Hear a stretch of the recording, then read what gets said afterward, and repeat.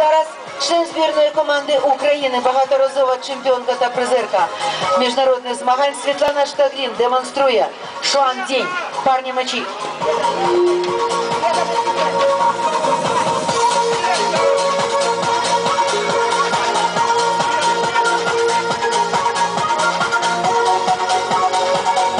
Світлана Штаглін.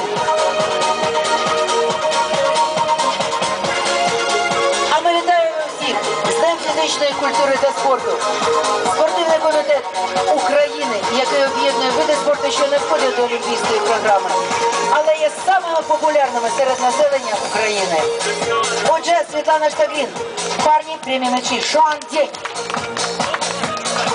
А зараз ви побачите традиційний стиль китайських кунг-фу.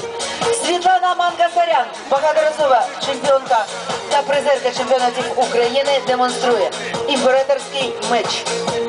Меч китайських імператорів. Це дуже рідкісний стиль, але у виконанні Світлани він завжди приносить їй перемогу. На кубках, чемпіонатах України та на чемпіонатах та кубках з бойових мистецтв. Світлана, як завжди, в цих видах програми з парні зброї переможниця.